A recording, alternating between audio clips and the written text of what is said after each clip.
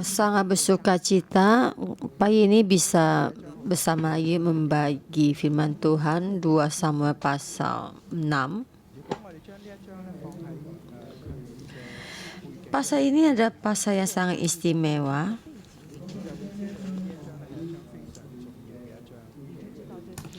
Jika di pasal ini kita taruh di latar belakangnya, maka kita akan tahu dan melihat pasal ini adalah sangat penting. Ini menceritakan tentang tabut perjanjian Tuhan dan bagaimana Israel dengan hubungan dengan Tuhan. Dan bagaimana bangsa Israel sekali lagi datang untuk memuji Tuhan. Dan juga bagaimana bangsa Israel dalam kebangkitan. Kerajaan ini bagaimana memuji Tuhan dan kerajaan ini bagaimana. Di pasal 6 saya memberi tema. Dan saya berpikir sangat lama dari semalam sampai pagi ini baru dapat ya cerita pasal ini 5 menit sebelum naik ya, dan saya tidak ingin terlalu kolot ya.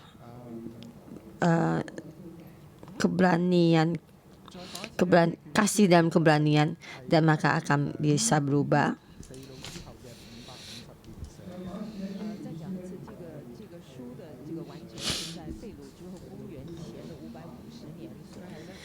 Dalam firman ini ditulis pada dalam pembuangan 550 tahun Masehi, dalam pembuangan itu mereka dalam pembuangan. Di dalam pembuangan mereka tidak ada bait suci, dan menghadapi kesulitan ini bagaimana sekali lagi ada hubungan dengan Tuhan, di mana mereka di tempat puangan dalam bangsa asing, dalam tempat mereka dalam banyak menyembah bahara, bagaimana mereka dengan hubungan dengan Tuhan.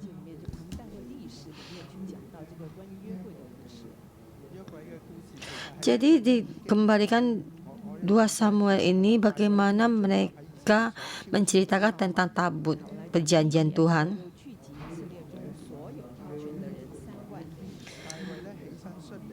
Jadi ayat pertama, dan mengumpulkan pula semua orang pilihan di antara orang Israel, 30.000 orang banyaknya.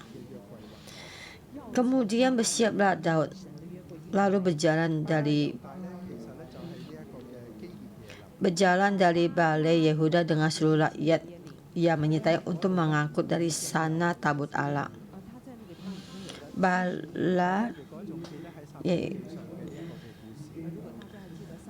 Yaitu di situ sudah 70 tahun.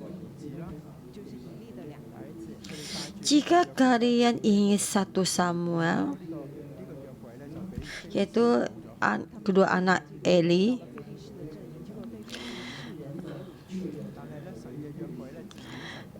waktu anak Eli itu membawa tabut perjanjian Tuhan sampai di tempat ini, dan di situ tabut perjanjian Tuhan melakukan salah satu kekuatan.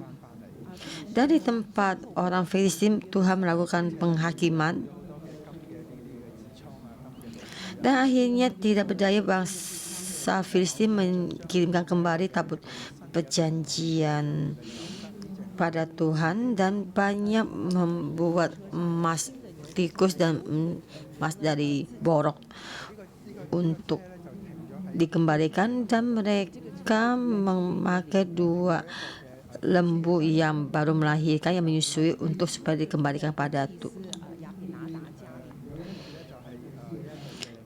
dan di sini akhirnya tabut perjanjian Tuhan itu sampai di tempatnya Abinadab, tempat satu imam, dan dia juga pelayanan Samuel selama 20 tahun, dan tabut perjanjian ini masih tetap ditinggal di rumah Abinadab. Dan juga dalam 40 tahun pemerintahan Raja Saul, juga 40 tahun dia masih tetap di sana. Dan sampai Daud menjadi raja 7 tahun 6 bulan dia masih tetap tinggal di sana, dan sampai sekarang ini hampir 70 tahun. Dan Daud mempunyai rasa ingin menjemput kembali tabut perjanjian Tuhan.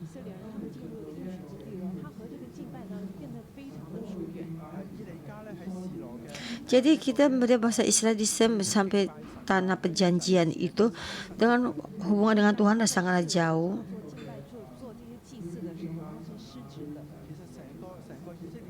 Waktu keluarga Eli di Silo, bagaimana mereka melakukan pelayanan Tuhan, mereka tuh tidaklah baik.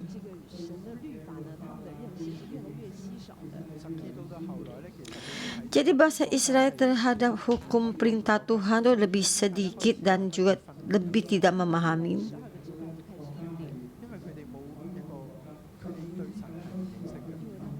Jadi kita juga lihat 12 suku ini mulai ada perpecahan karena tidak mengenal Tuhan. Jadi tapi Daud terhadap Tuhan lebih banyak kasih kepada Tuhan. Dan waktu kita melihat pasal 5 ini kita melihat tuh kota Daud.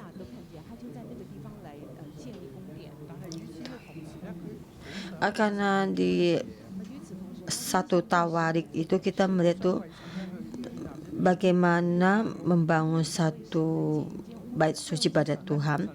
Saul ingin melakukan satu hal untuk Tuhan dan ingin membangun satu bait suci untuk Tuhan.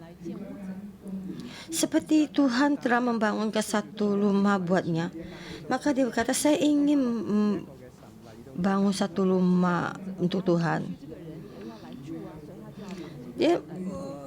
Jadi ingin supaya membangun rumah ini ada tuan rumahnya untuk tinggal ini, maka Daud ingin membangun satu rumah buat Tuhan.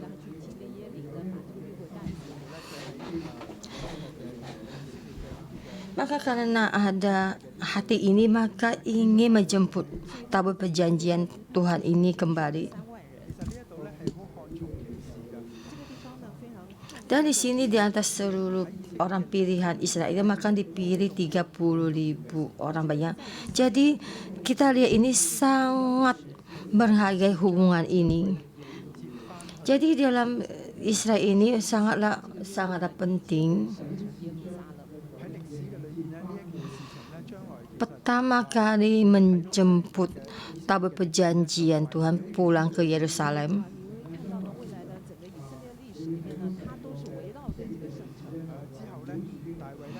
Jadi di dalam sejarah ini kita melihat bangsa Israel ini bagaimana saat ini.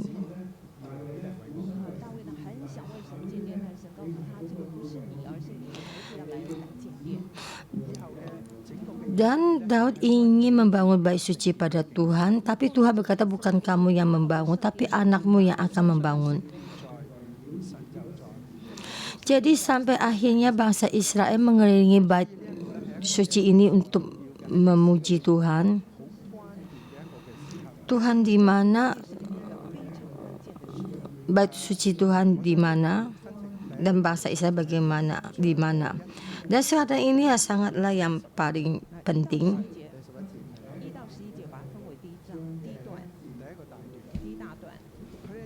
Saya akan membagi pasal 6 ayat 1 sampai 11 dibagi satu tema. Dan disahihnya tabut perjanjian Tuhan dikeluarkan dari keluarga Abinadab. Dan di sini dikatakan Uza dan Ayo dengan kereta baru.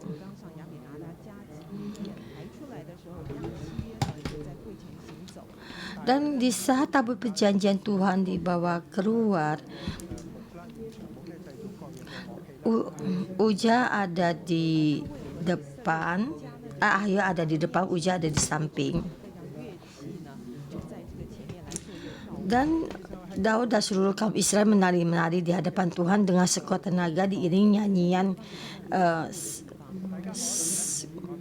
semelulu arat, yaitu kecapi dan gambus. Dan kita melihat di satu tempat yang salah. Ya, boleh katakan kamu mengenal Alkitab, memahami Alkitab lebih dalam daripada orang lain. Dan kalian bisa melihat hari ini ada satu permasalahan.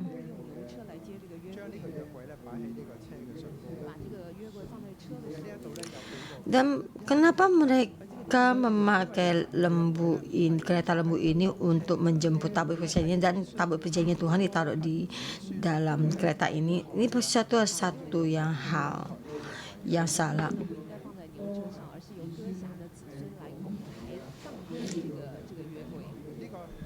Sebenarnya tabut perjanjian Tuhan tidak boleh ditaruh di atas kereta. Sebenarnya adalah tabut perjanjian Tuhan mestilah diangkut sama anak-anak kayat, yaitu imam-imam yang dibawa keluar, yang diungsung.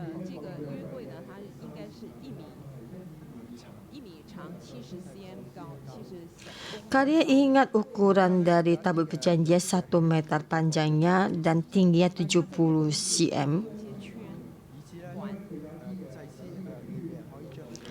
Dan juga ada semacam ringnya di dalam sampingnya. Jadi orang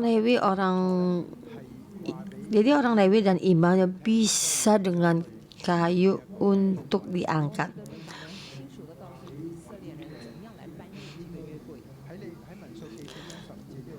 Jadi di dalam hukum Tauratnya Musa sangat jelas dituliskan bagaimana memindahkan tabut Tuhan. Dalam Bilangan pasal 4 ayat 15.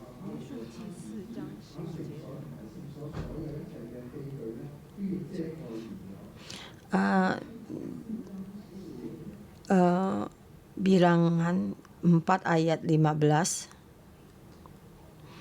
Setelah Harun dan anak-anaknya selesai menudungi barang-barang kudus dan segala perkakas tempat kudus, pada waktu perkemahan akan berangkat, barulah orang Kehat boleh masuk ke dalam untuk mengangkat barang-barang itu. Tetapi janganlah mereka kena pada barang-barang kudus itu, nanti mereka mati. Jadi itulah barang-barang di kemah pertemuan yang harus diangkat Bani Kehat. Kan pertama itu, jadi semua ini mesti diangkat. Dan cucunya Kehat baru mengangkatnya.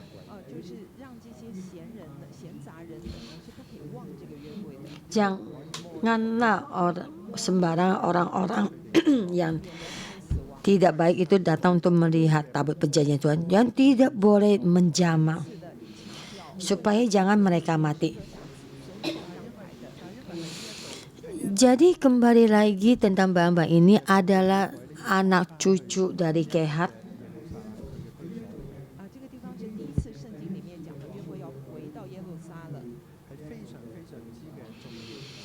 Jadi di sini bagaimana tabut perjanjian Tuhan kembali ke tempatnya ke Yerusalem, dan sangat-sangatlah penting, tidak boleh sembarangan.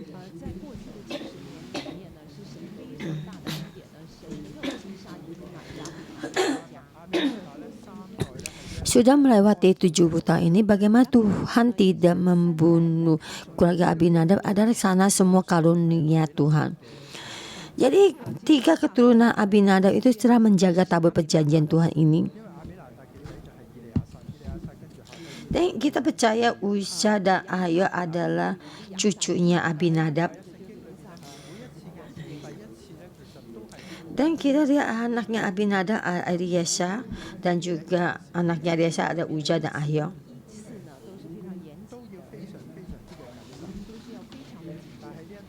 Jadi di dalam firman Tuhan ini pertama kali yang sangatlah ketat ya. Dan di sinilah kita melihat satu hal yang salah, maka akan terjadi satu permasalahan.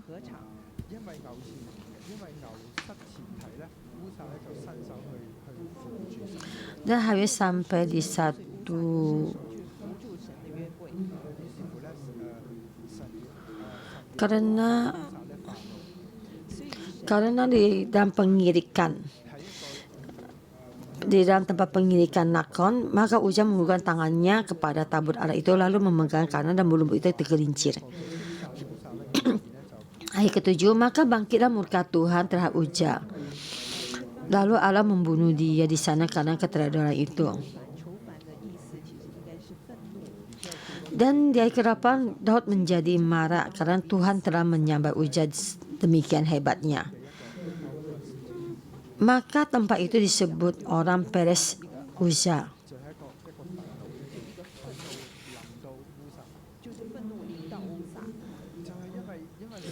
Yaitu Peres Uza, yaitu tempat murka, ya, murka Tuhan sampai kepada Uza. Karena mereka tidak menurut peraturan dari firman Tuhan itu, memindahkan tabut perjanjian Tuhan,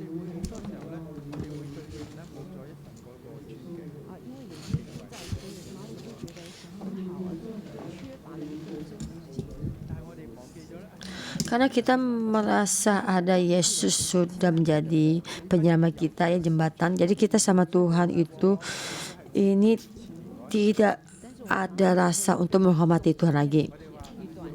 Tuhan ada dosa dan tidak ada dosa. Dan kita selalu menghafal kita suka menghafal, ya, kata-kata Tuhan adalah penuh kasih penyayang, tidak murah hati dan tidak murah marah, dan adil. Tapi kita tidak melihat yang belakang. Dan Tuhan itu tidak akan menetapkan orang bersalah dan tidak berdosa.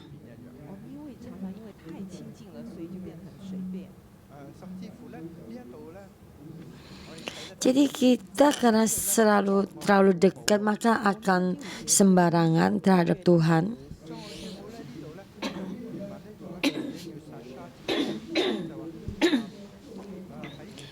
Dan di ayat kelima, Daud dan seluruh kaum Israel menari-nari di hadapan Tuhan.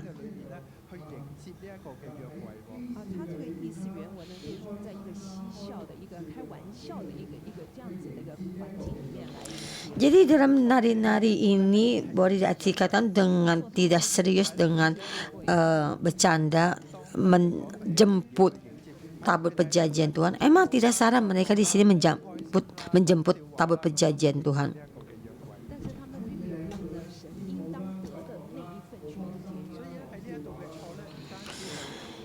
Jadi di sini mereka dengan tidak semestinya menjemput tabut perjanjian Tuhan dengan bercanda dan ngomong sembarangan dan menerimanya. Dan di sini bukan hanya kesalahan Uza, dan juga semua Injil juga karena kesalahan Daud. Dari sini dia melakukan satu kesalahan yang besar. Dan di sini di firman Tuhan mengatakan dia ada murka. Karena di sini banyak yang kemarahannya. Dan percaya dia marah kepada diri sendiri. Karena dirinya maka ada orang yang tidak tahu apa-apa dan akhirnya mati. Dan kita percaya itu dalam dia murka di dalam juga kepada Tuhan.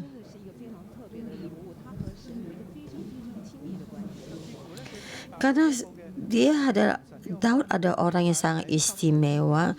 Dia sama Tuhan ada hubungan yang sangat istimewa. Dan dia hanya memahami dan pujian ini dalam Tuhan ada hubungan yang sangat dalam. Dan di saat Daud melakukan kesalahan dan memohon pada Tuhan untuk membersihkan hatinya dan supaya ada satu roh yang lurus. Dan ini adalah Tuhan dan Daud ada hubungan yang sangat erat.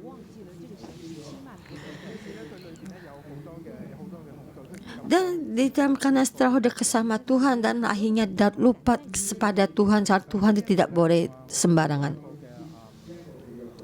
Dan akhirnya karena takutnya akhirnya dia tidak berani lagi menjemput tabut perjanjian Tuhan ini. Dan di sini saya melihat satu pelajaran bagi kita.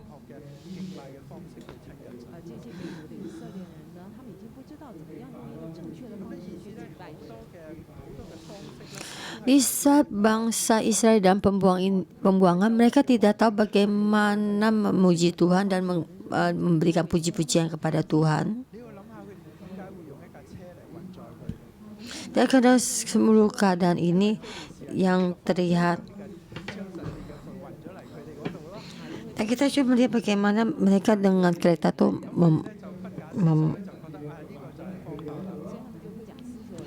dengan kereta itu untuk mengangkut tabut perjanjian Tuhan. Jangan pikir ini dengan cara mereka. Dan kejadian ini dan mereka memang bodoh sekali. Kau sudah berpikir selama 70 tahun yang lalu. Dan saya ingat waktu 70 tahun yang lalu itu tabut perjanjian Tuhan dengan ini dikirim kembali. Dan kita melihat bagaimana mereka benar-benar tidak memahami perintah hukumnya Tuhan. Jadi imam itu tidak melakukan satu tugasnya, dan juga keluarga Eri juga tidak mengikut tugasnya, dan juga di dalam dan di situ dalam keadaan saat itu mereka dalam pembuangan, dan mereka tidak melihat bagaimana memuji Tuhan.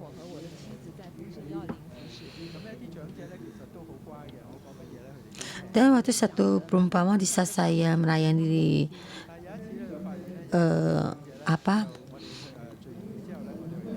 kebaktian orang tua, dan orang tua ini sangatlah baik ya.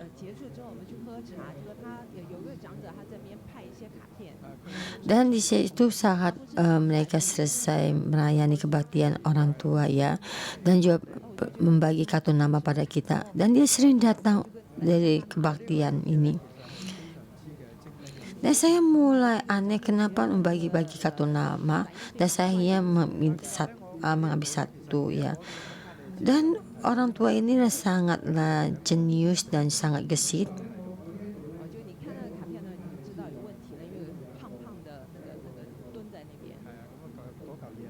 Dan pas kamu mendapatkan kartu nama ini ada satu masalah, karena ada satu dewa ya yang gendut.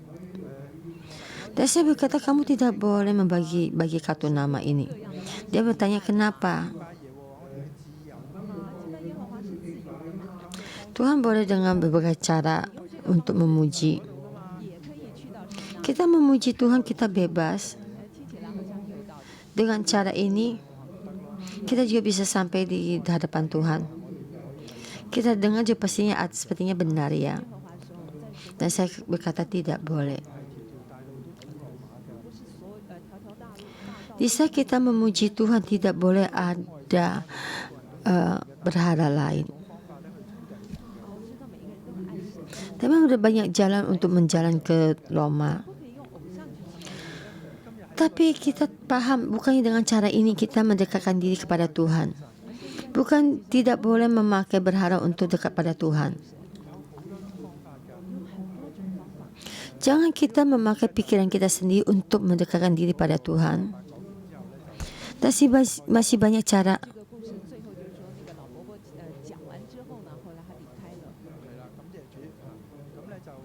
Dan cerita ini terakhir ceritakan dan akhirnya meninggalkan.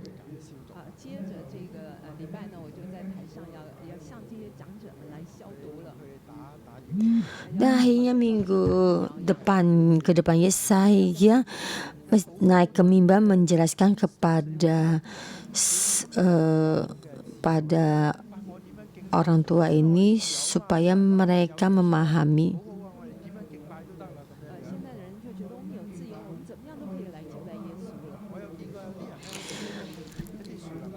Jadi banyak orang berkata kita bebas karena ada Tuhan Yesus, jadi kita bebas bagaimana kita memuji Tuhan. Jadi seperti di dalam hutan mengelilingi satu pohon ya, mengelilingi pohon itu dan memuji Tuhan dan sangatlah mengerikan. Dan mereka terus memuji dan percaya kalau pohon ini adalah roh. Maka lama-lama akan menjadi pujian dalam mimpi ya. Dan bagaimana kita memuji pohon ini, karena dalam keadaan dunia sekarang ini adalah untuk tentang kelestarian alam ya. Dan kita kembalikan ke kelestarian alam yang baik itu tidaklah jadi masalah. Jadi karena ini tidak ada masalah, maka kita melakukannya. Emang saya tidak percaya kalau pohon itu ada roh, tapi saya melalui pohon ini saya memuji Tuhan.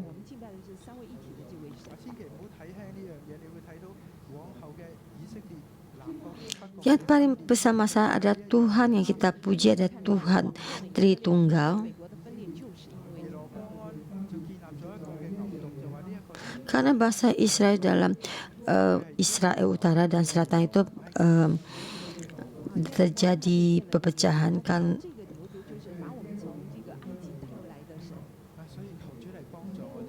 Yaitu Yeroboam membuat lembu tuangan emas itu karena mereka membawa keluar dari Mesir.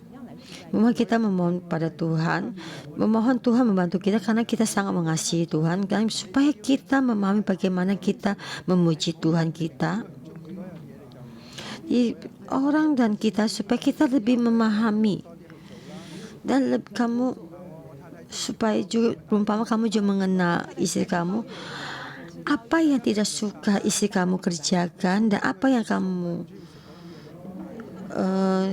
istri kamu suka lakukan, maka kamu membawa istri kamu untuk pergi melakukannya. Seperti istri kamu senang makan abalon, maka kamu akan membawa istri kamu makan abalon. Dan supaya kita lebih memahami permasalahan ini,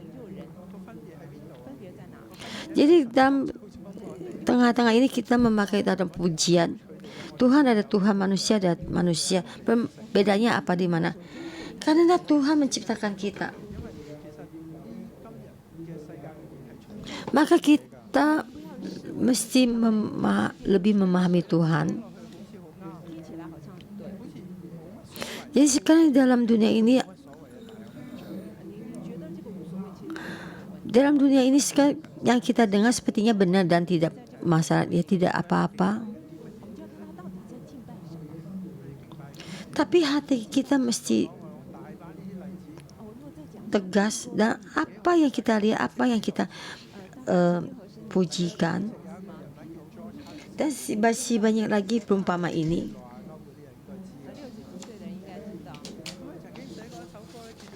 Apakah kalian kenal satu tokoh yang Josh House?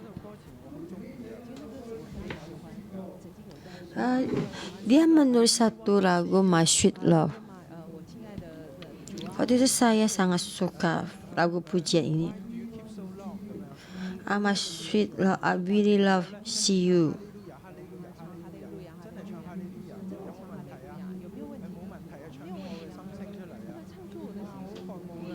Dan berapa lama dan terus akhirnya haleluya, haleluya, haleluya. Dan tidak banyak masalah karena mengeluarkan satu isi hatinya dan sangat memuji Tuhan dan sangat.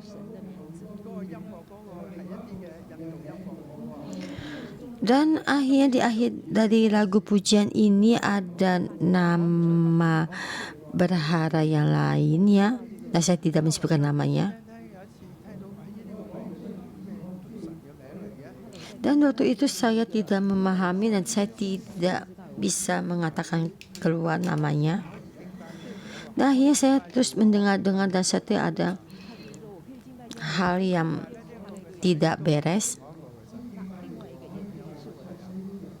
Saya mau memuji Tuhan, saya mau memuji Yesus, haleluya. Tapi yang kita lihat itu puji Tuhan yang lain.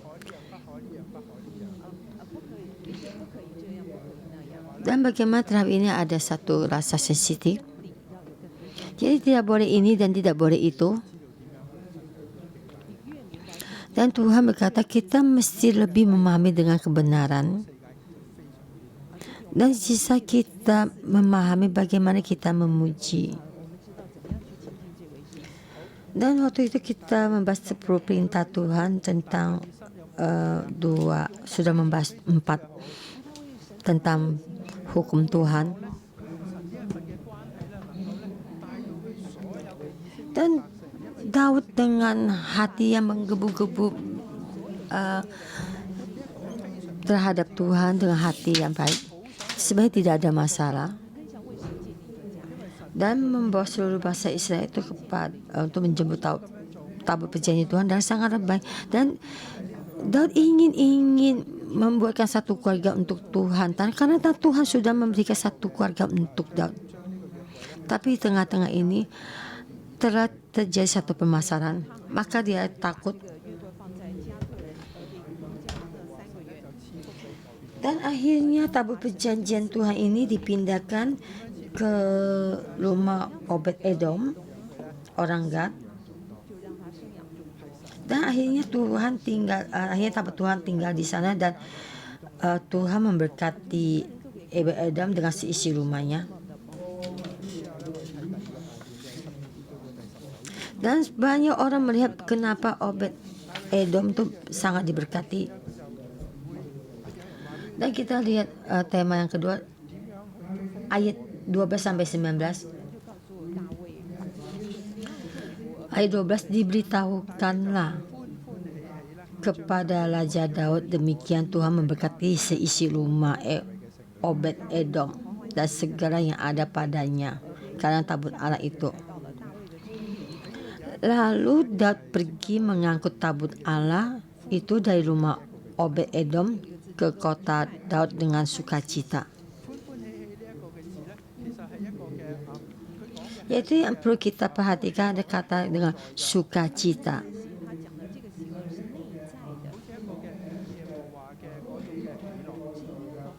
Yaitu sukacita itu adalah sukacita yang dari dalam.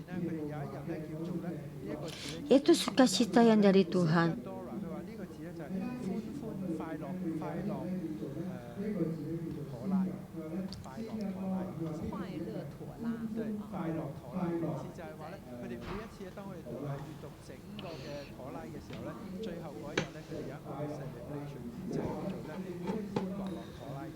Yaitu sukacita, yaitu Torah.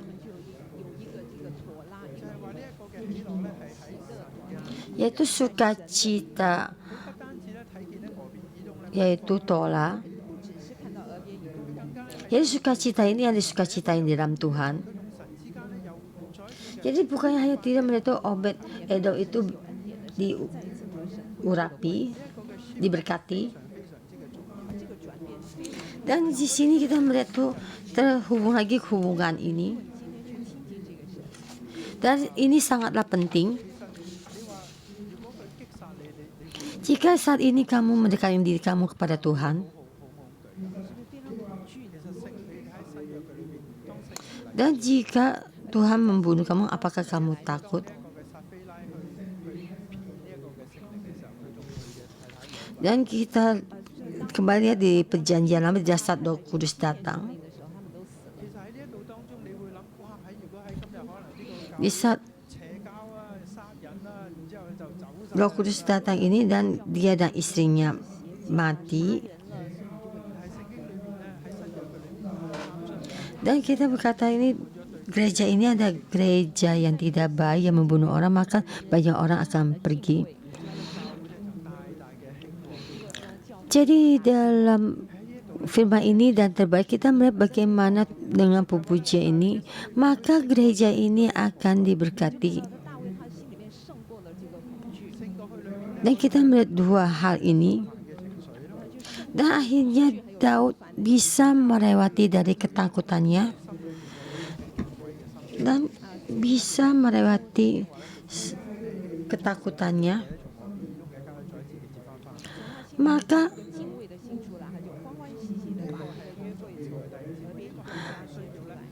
Maka dalam hatinya Daud dengan sukacita menjemput kembali tabut perjanjian Tuhan dari rumah Obed Edom. Jadi dengan sangat penting dalam pujian ini mencarikan kembali masa ini. Dengan semua ini kita akan melihat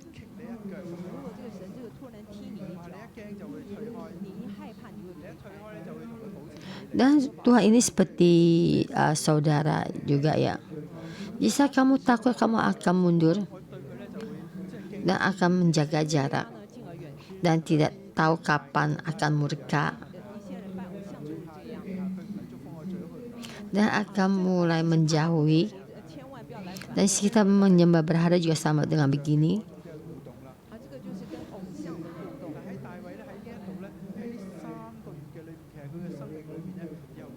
Jadi boleh diibaratkan sama dengan hubungan dengan berhala.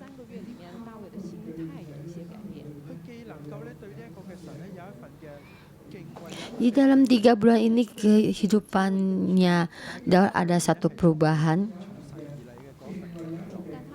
Dan terhadap Tuhan ada satu hati untuk memuji dan juga ada hubungan yang jauh. Tapi dalam hatinya ada tergerak untuk dengan sukacita di hadapannya Tuhan. Dan juga untuk memeluk pada Tuhan. Dan sekali lagi untuk datang untuk mendekatkan diri kepada Tuhan. Dan di sini di firman Tuhan diberitakan ada satu perubahan yang sangat besar. Dan di saat Daud berubah, dan kita melihat satu Tawarik pasal 15, kita melihat bagaimana Tuhan memindahkan tabutnya ke dalam ke Yerusalem dan bagaimana dia memanggil anak cucunya Harun dan juga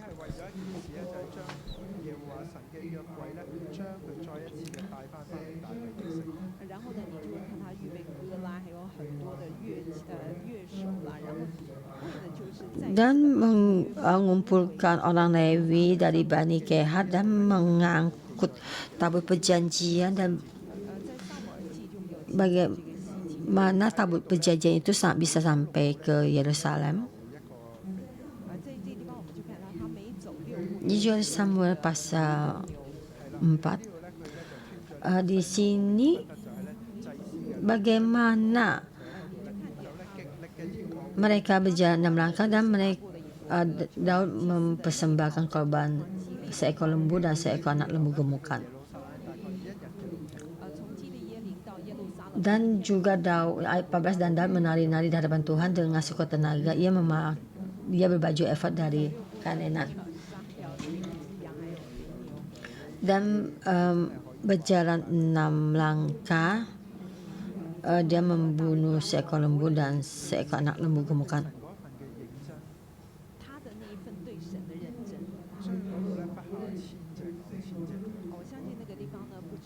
Dan boleh kita katakan Daud dengan serius bagaimana terhadap Tuhan. Dan kita melihat di sini lebih dari 1000 lembu ya untuk dipersembahkan pada Tuhan. Dan semuanya dipersembahkan pada Tuhan. Dan juga memberikan satu persembahan keselamatan dan korban bakaran, dan setiap ada satu bagiannya, yaitu supaya satu kebaktian yang besar untuk kebangkitan. Jadi kita tahu dalam sampai ke tanah perjanjian ini belum pernah ada hal ini yang terjadi. Ini ada pengorbanan yang sangat besar. Di dalam 70 tahun ini belum pernah selalu diingatkan kembali. Dan orang di dalam keadaan ini sangatlah bersuka cita.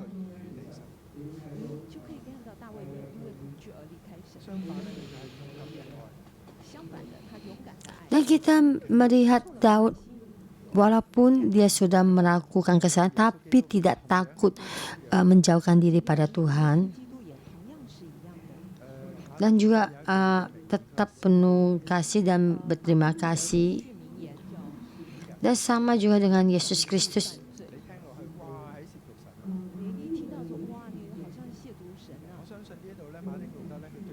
Jadi seperti Martin Luther, ya, satu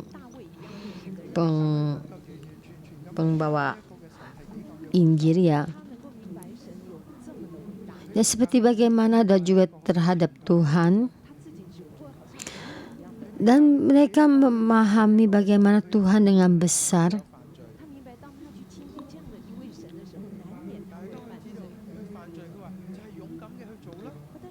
Dia memahami dirinya sendiri di saat mendekatkan diri pada Tuhan, dan di saat dia berbuat dosa dan dia berkata pada Tuhan, saat saya berbuat dosa, bagaimana Tuhan, dan hatinya ingin melakukan satu hal kepada Tuhan.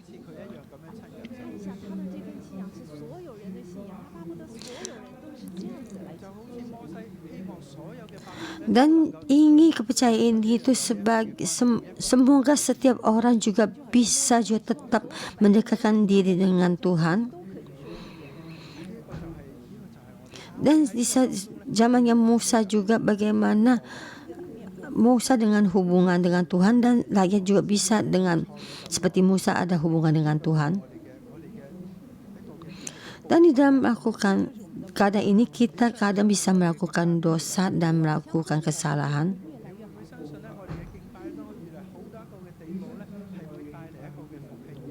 Dan di dalam keadaan ini, apakah kamu percaya puji-pujian kita akan bertambah baik? Di saat puji-pujian kita bertambah baik akan membuat satu kemenangan. Dan di sini dengan bersukacita dan menari.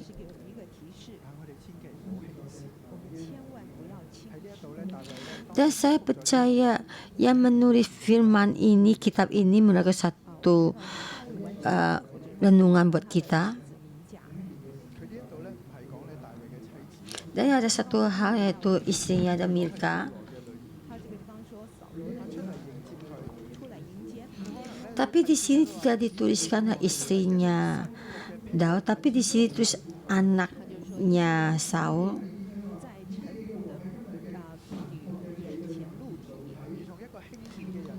Tetapi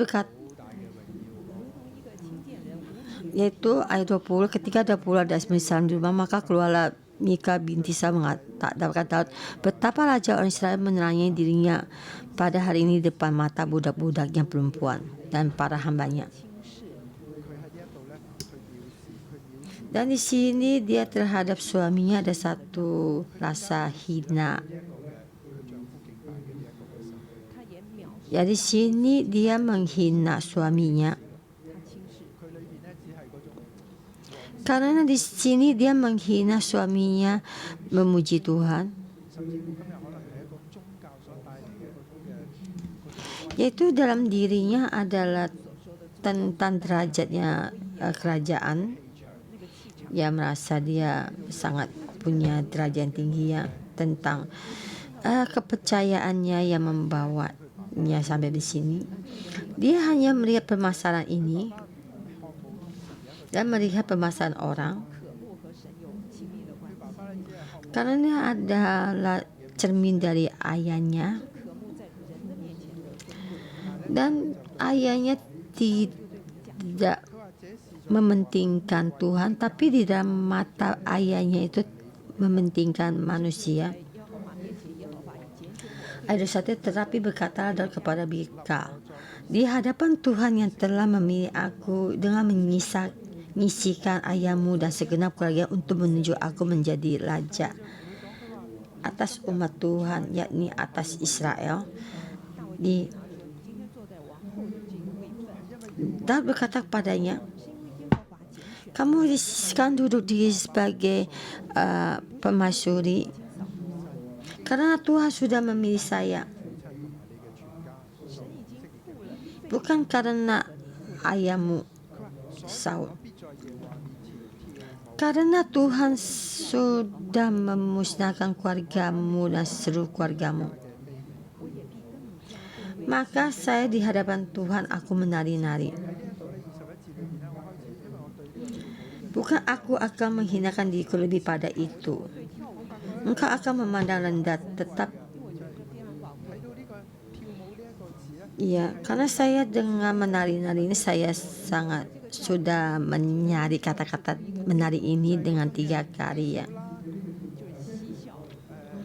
Sebenarnya di pasal 21 menari-nari ini sama dengan di ayat 5 itu menari-nari, yaitu sepertinya menghina dengan bercanda, berkata-kata. Dari sini berkata kepada Mika,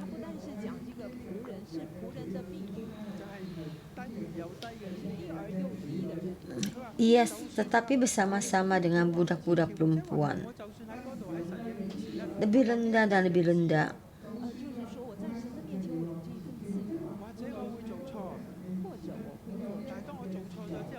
Saya di hadapan Tuhan menari-nari ada satu kebebasan. Ya, kadang saya melakukan satu kesalahan. Dan saya melakukan kesalahan, saya melakukan apa? Dan saya akan lebih lagi merendahkan diri saya.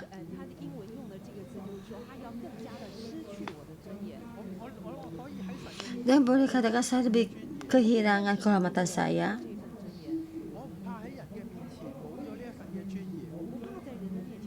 Saya boleh di hadapan Tuhan kehilangan kehormatan saya. Saya tidak takut di hadapan manusia kehilangan kehormatan. Dan saya di pandangan mata saya mesti lebih merendahkan diri. Dan saya di hadapan Tuhan saya itu sudah melakukan kesalahan dan saya di sini mau berubah di hadapan Tuhan. Tuhan ada tetap Tuhan saya. Tapi Mika tidak ada pandangan ini.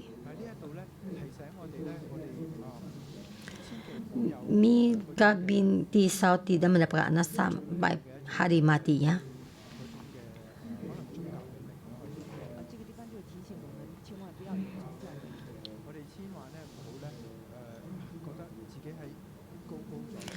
Di sini memberitahukan kita supaya kita jangan selalu berpegang pada peraturan dari keagamaan.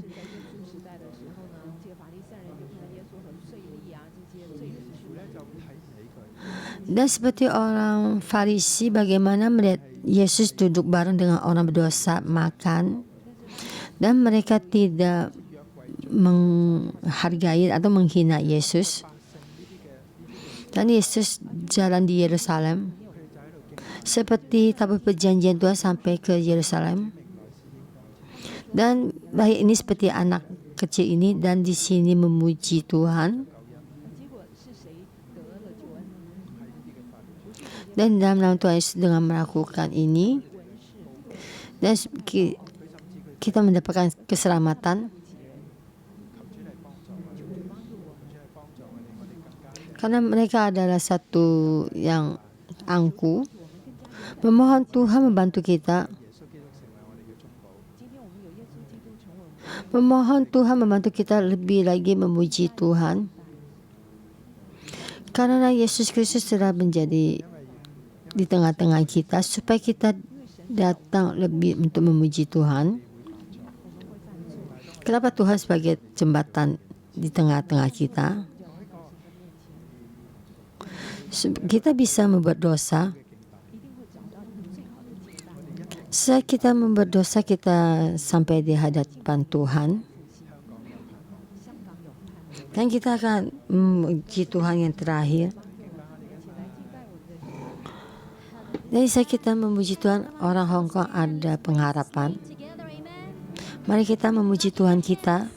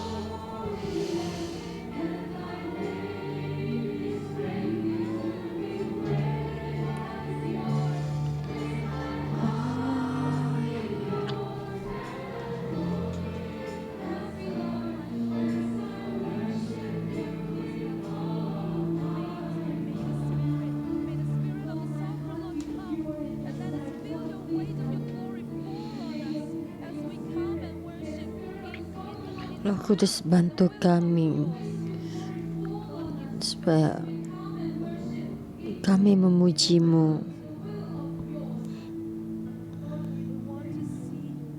Tuhan, kami memuji-Mu.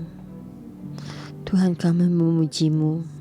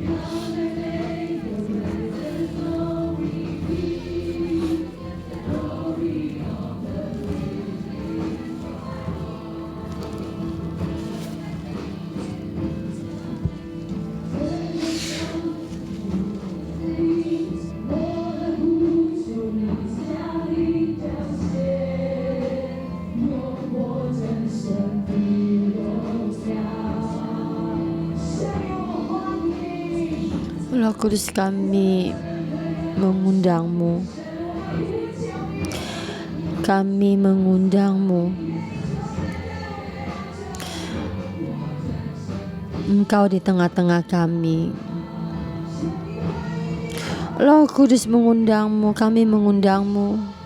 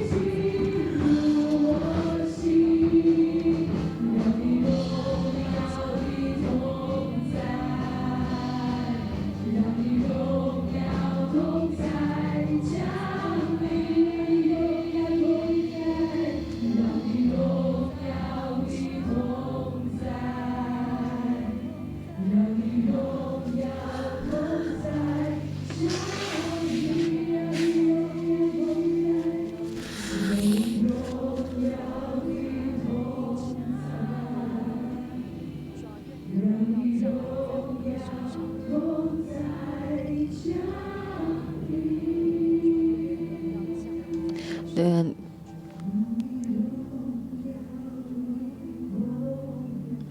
Tuhan, kebersamaan-Mu di dalam Roh Kudus,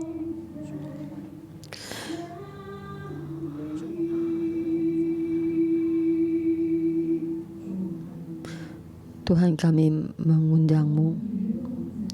Tuhan, kami mengundang-Mu di tengah-tengah kami.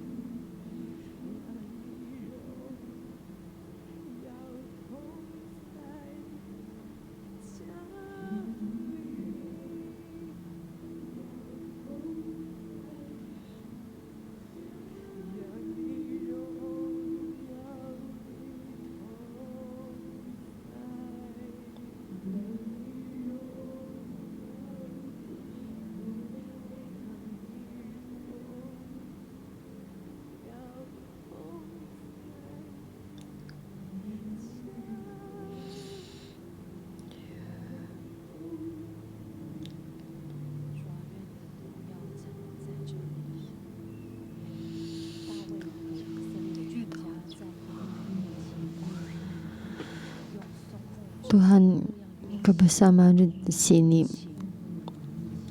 Daud bersama keluarganya di hadapan Tuhan.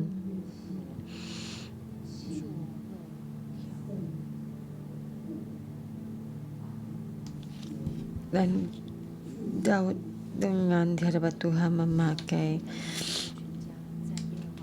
peralatan tali-talian, dan Daud di dalam keluarga Daud di hadapan Tuhan dengan cara manusia, dengan pikiran manusia memuji-Mu, dengan cara manusia memuji-Mu.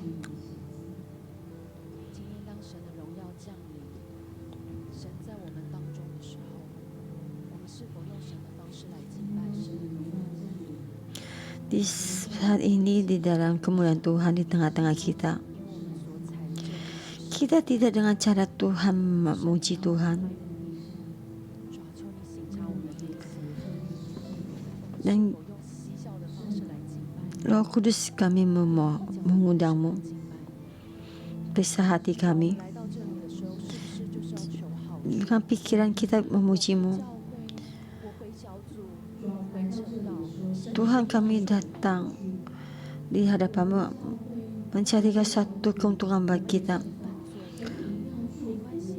bagaimana melalui pekerja-pekerja dan juga pendeta untuk memberkati saya.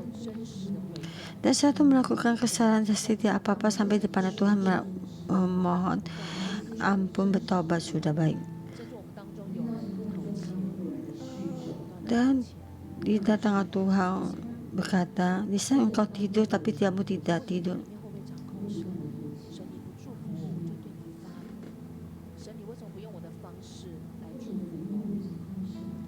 Dan kita berkata, Tuhan, engkau tidak memberkati saya akan murka padamu.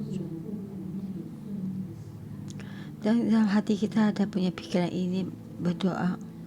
Jika kita berdoa, Tuhan tidak mendengar, dan tidak satu kata yang tidak baik untuk didengar dan tidak suka didengar, maka tidak mendengar.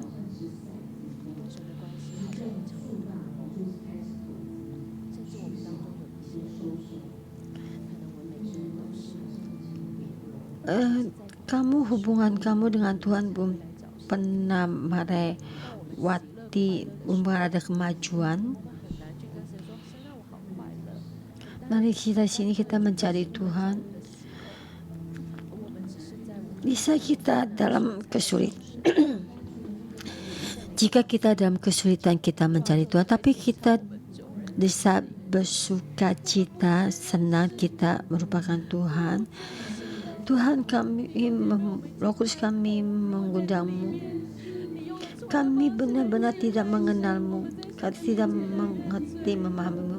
Saudara-saudara semua, mari kita buka mulut kita jika dalam hati kamu memuji Tuhan. Kita di hadapan Tuhan, kita mengaku dosa kita dan kita berdoa memohon Tuhan mengampuni kita. Mohon Tuhan ampuni kita. Apakah kita melakukan 10 perpuluhan kita dengan perpuluhan kita untuk memuliakan Tuhan kita, hubungan yang baik. Mohon Roh Kudus dengan datang untuk membuka hati kita di hadapan Tuhan, memohon dosa, mengaku dosa kita, dan mohon Tuhan bagaimana membimbing kita mengaku dosa kita. Memohon Roh Kudus membantu kita.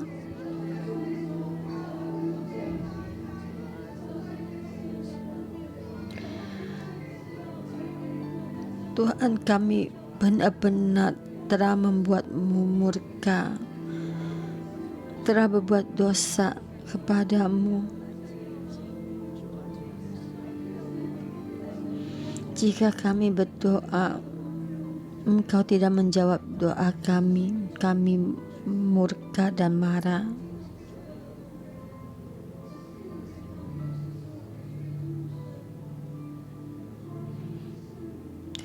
Tuhan, mohon ampuni kami.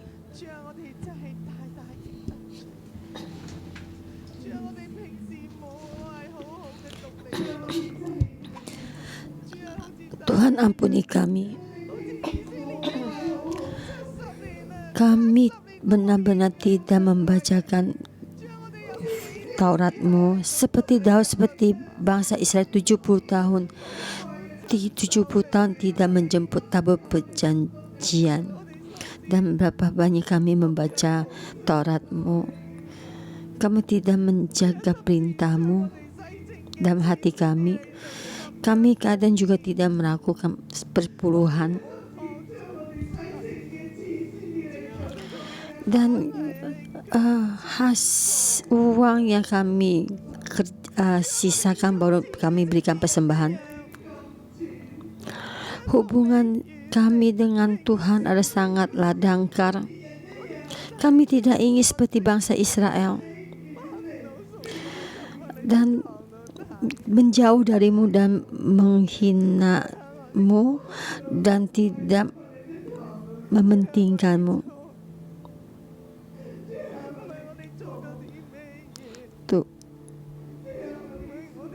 Tuhan, kami salah. Tuhan, kami salah. Bukan kami melakukan apa, bukan kami melakukan apa, tapi hati kami. Dalam hati ini kami tidak mementingkan-Mu. Kami benar-benar tidak mengenal-Mu. Ampuni kami.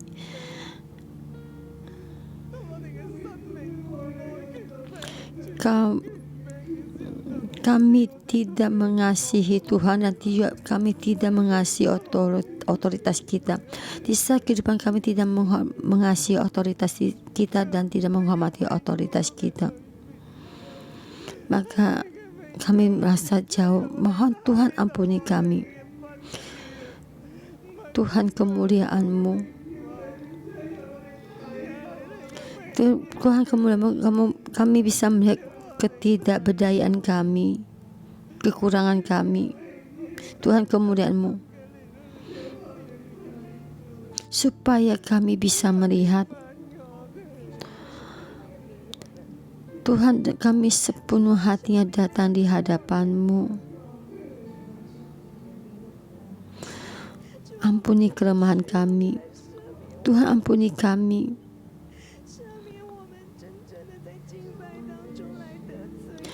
Tuhan, kami sangat membutuhkan Tuhan untuk mengampuni kami.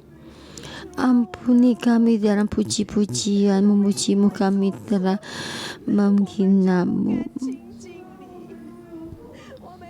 Tuhan, kami dalam ketakutan, kami sudah melakukan satu kesalahan, kami tidak memuliakan-Mu.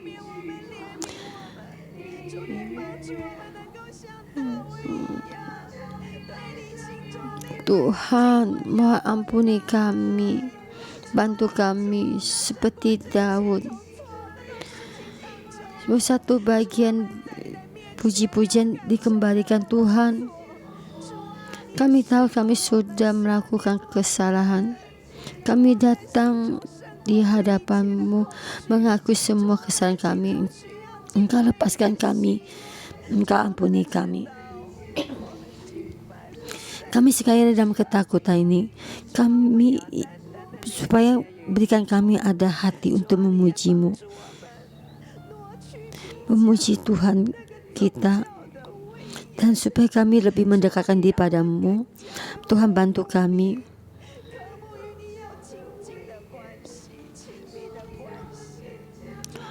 supaya kami lebih dalam lagi memuliakan-Mu, supaya hubungan kami dengan Tuhan tidak peduli dengan pandangan orang, dan supaya kami tetap terikat padamu dan kami tetap mengikuti-Mu, tetap memuji-Mu. Tuhan, bantu kami. Tuhan, terima kasih. Tuhan, kami membutuhkan-Mu, dan urapi kami setiap orang. Engkau ampuni.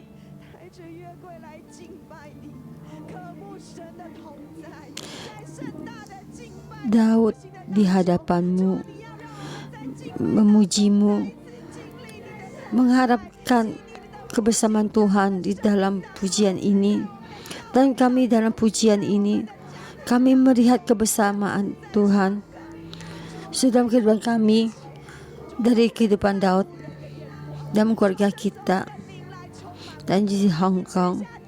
Kami datang di hadapan-Mu.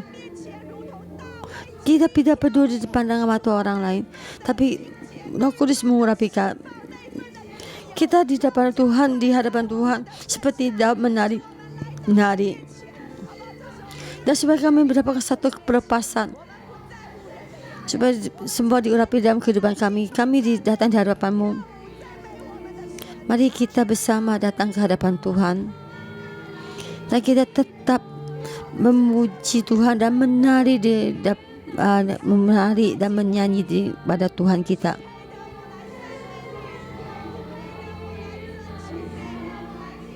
Mari Tuhan, kami memuji-Mu, dan kami datang untuk meninggikan-Mu.